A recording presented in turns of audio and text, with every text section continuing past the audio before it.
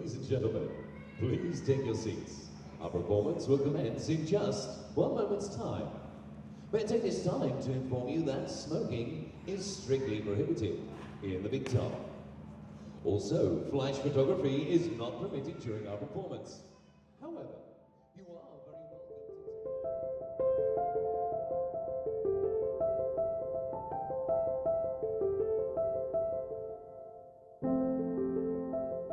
When we first got together, the first thing I wanted to do was to try and do a duo aerial act.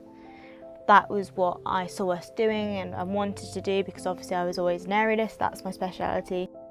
Seb was an aerialist before the Wheel of Death. He's fairly known for it. So it kind of almost made sense to do that. And so if you asked me at the start of us being together, would you stand in front of a board and have knives thrown at me? I would have been no way. You're crazy. No, definitely not. I don't want to do that.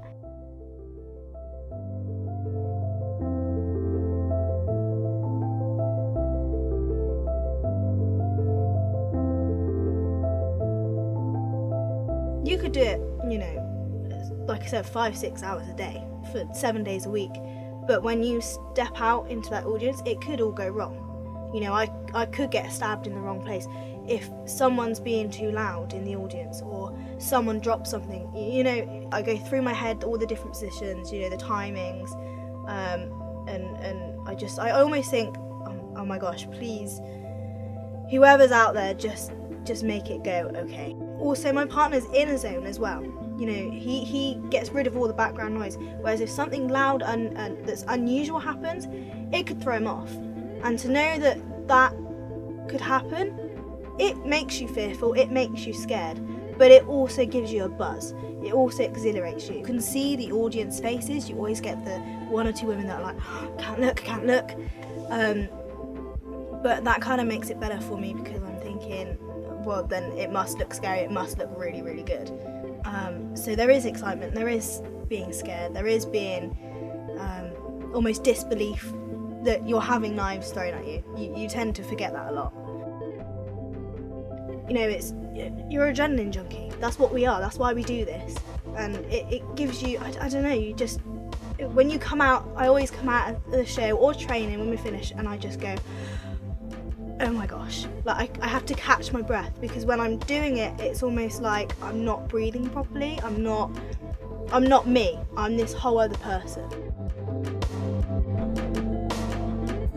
The worst one we've got for me, that we've got in at the moment, is the one where I face the board, so my back is to the audience and you throw the knives, don't you? And I think I find that the worst because I can't see the knives coming at me. So a lot of the time if he throws it and it's a little bit out, because I'm there every day, I know the routine like the back of my hand, I know exactly where he's got to be. You know, if he moves it a little bit or something happens and he throws it and I'm looking at the knife, I've got more reaction time to move out of the way or deflect it or whatever to make sure an accident doesn't happen. I have to be in a perfectly focused zone and just looking at my target, because if something pops into my head, you know, could throw my aim completely off. There's so many factors of a knife act. That, Yeah, other than just a throw.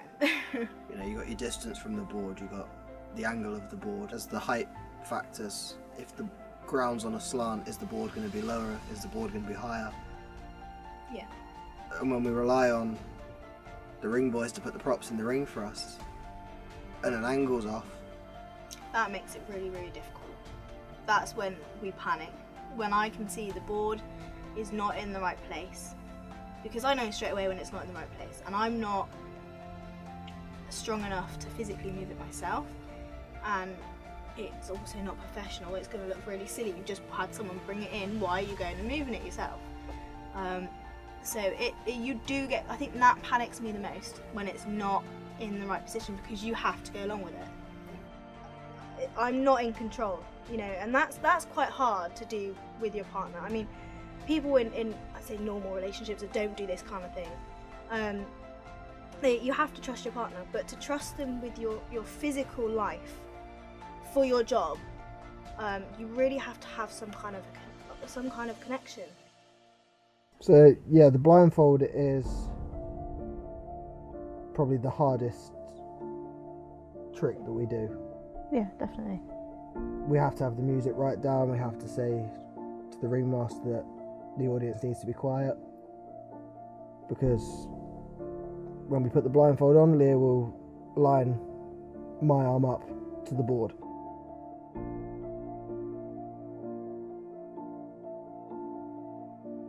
So I have to rely on her that she's aimed me in the right place. We do it on, so when he moves in the blindfold over, we do have a little trick where it's sort of, we worked out it's 3 steps over is average about the right place. So I'll say over to go, stop when it's been 3 steps, and if he's not in the right position and I think he's a little bit over, I'll go over, stop. But it's not always the case, and sometimes I can't tell because obviously I'm still not in front of the board. So if I'm looking at him, I'm not looking at the board, and I don't know how much space is either side. So it is still a lot of trust and just hoping that your body gets used to where you're supposed to stand.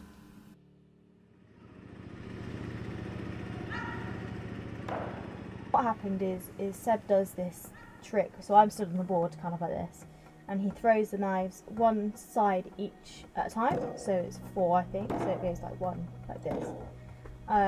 And because obviously you're not focusing on one side, you're focusing each, there's less time to look properly.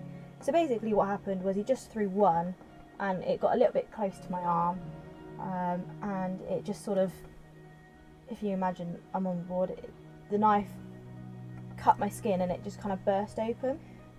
Anyway, I carried on doing the act, and we go to take the knives out of the board and Seb goes, get out of the ring. Now we've got this sort of pact where it's, if one of us says to get out the ring, it means that something serious has happened. So he told me to go. My head went, no, I'm alright, I'm going to carry on. And then my other side of me went, right, okay, he's just told me to get out of the ring. Clearly something's going on. So I run out, see that the blood's dripping down my arm. I didn't even notice this. And then once I'd seen that, that's when my head went into, oh my gosh, this must be serious. My head went, if I don't go in and do it again, I'll never do the knife act again, or any other potentially circus act again. Yeah, immediately it was, she insisted the board was made bigger because we were using a 4-panel board, which is only about 3 foot wide. So then I added an extra 2 panels to add more space. The act went a lot slower, the music was changed, so... Took that particular trick out. Yeah. Because it's not been put back in, has it? No. But we changed the music so it was all slower tempo for the act. And it's just, when something like that happens, it's almost you have to break everything down and go back to basics. Mm-hmm. You start again, as if you were doing your first show.